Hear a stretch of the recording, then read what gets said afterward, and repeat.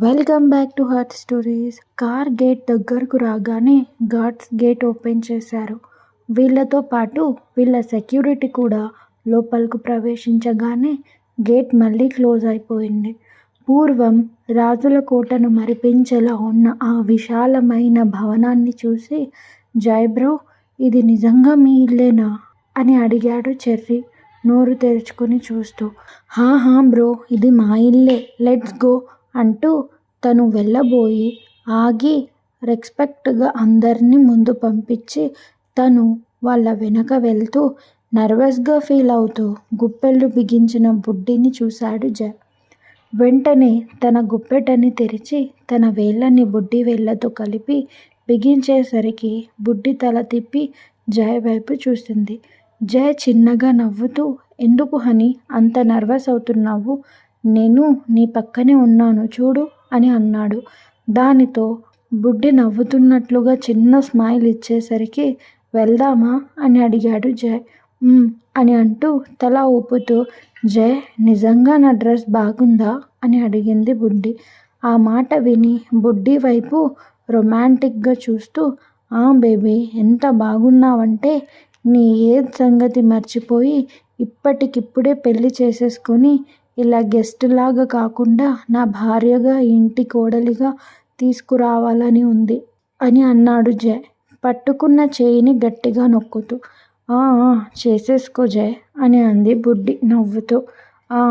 Baby, నువ్వు సెలబ్రిటీవి కాకపోతే డెఫినెట్గా చేసేసుకునేవాడిని, కానీ ఇక్కడ మనకి ఆ ఛాన్స్ లేదు కదా. నువ్వు అండర్ 18 అని ప్రపంచం మొత్తానికి తెలుసు.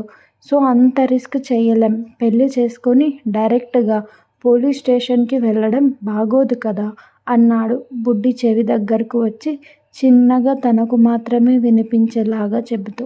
తను చెప్పిన మాటలు విని వస్తున్న నవ్వు ఆపుకుంటూ తన పెదవుల్ని కొరుక్కుంది.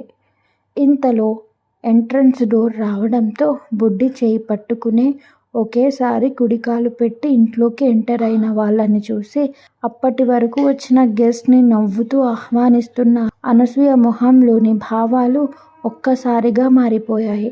కానీ తన ఫీలింగ్స్ బయటకి రాకుండా కవర్ చేసుకుంటూ బలవంతంగా నవ్వడానికి ప్రయత్నిస్తూ, రండి లోపలకు రండి, తన్ను, జాస్మిన్, రండమ్మా లోపలకు రండి అని ఆహ్వానించింది. బుడ్డిని మాత్రం ఇగ్నోర్ చేస్తూ వాళ్లకు సోఫాలని ఆఫర్ చేస్తూ ఆ విషయం బుడ్డికి కొంచెం కలుక్కుమన్నా జై కోసం భరించాలని ముందే డిసైడ్ అయ్యింది. వాళ్ళు డీసెంట్గా బిహేవ్ చేస్తూ జెంటిల్గా వెళ్ళి కూర్చుని ఇంటి వైపు లైట్గా లుక్స్ వేస్తున్నారు. ఇంటీరియర్ డెకరేషన్ అంతా పిచ్చ లగ్జరీగా ఉండటంతో అందరి కళ్ళు వద్దంటున్న వాటి వైపే వెళ్ళిపోతున్నాయి. ముందుగా సాఫ్ట్ డ్రింక్స్ రాగానే అందరూ వాటిని తీసుకున్నారు. అవి తాగడం అయ్యాక, జై నీ ఫ్రెండ్స్ని మన ఇల్లు చూపించు అని అంది అనసూయ. ఓకే మామ్ అంటూ అందరి వైపు చూశాడు జై. ఇందుకోసమే వెయిట్ చేస్తున్నాం అన్నట్లుగా వేగంగా లేచి జై వెనకే వెళ్ళారు. జై అందరికీ ఇల్లంతా చూపిస్తుంటే, జై బ్రో, ఇది ఇల్లా రాజమహలా? నువ్వు ఇంత రిచ్ అయ్యుండి మాతో పాటు అన్ని కష్టాలు పడ్డావా ఎందుకు అన్నాడు జతిన్. ఎందుకంటే కొన్ని పొందాలంటే కొన్ని త్యాగం చేయాలి బ్రో.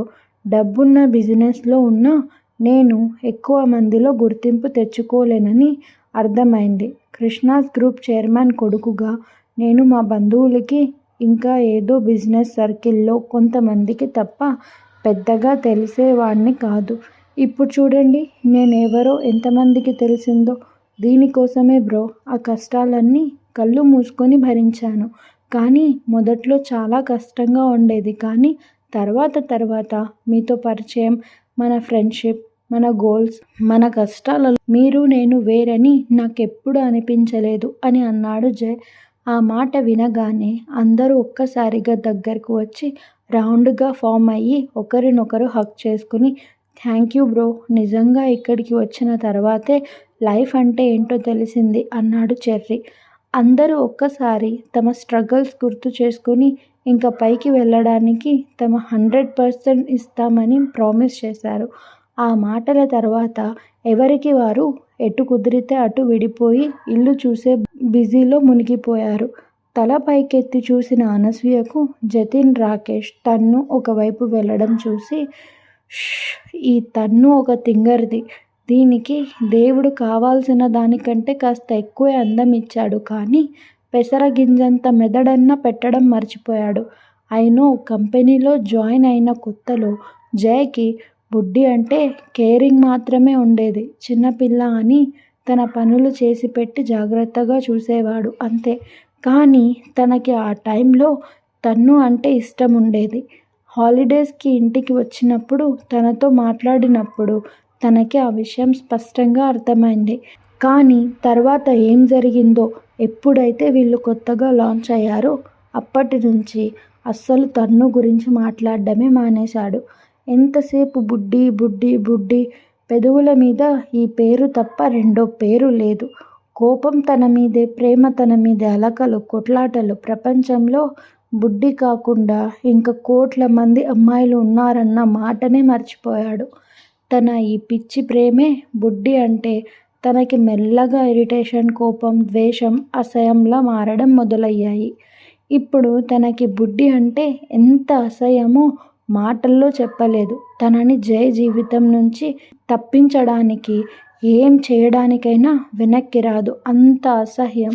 ఇంత చిన్న వయసులోనే ఇన్ని తెలివితేటలుంటే రేపు తన జయని పెళ్లి చేసుకొని తన ఇంటి కోడలైతే ఇంక తనని లెక్క చేస్తుందా?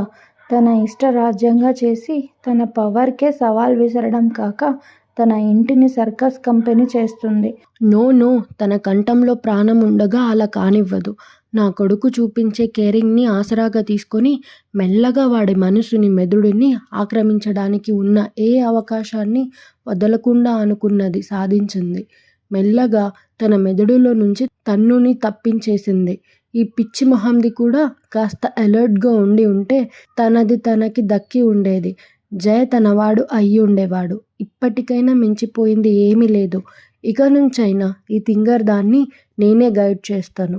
బుడ్డిని జయ మనసులో నుంచి తీసి పారేస్తాను అనుకుంది మనసులో. ఎవరి దారిన వాళ్ళు వెళ్ళడంతో జయ, బుడ్డి మాత్రమే మిగిలారు. జయ ఒక రూమ్ డోర్ ఓపెన్ చేస్తూ క్లోజ్ యువర్ ఐస్ అన్నాడు బుడ్డి వైపు చూస్తూ. ఎందుకు జయ అని అడిగింది బుడ్డి. క్వశ్చన్స్ వద్దు baby, close your eyes, trust me, నేనేమి కొరుక్కు తిననులే అని అన్నాడు జయ్ టీజింగ్ వాయిస్తో. ఓకే ఓకే అని నవ్వుతూ కళ్ళు మూసుకుంది బుడ్డి.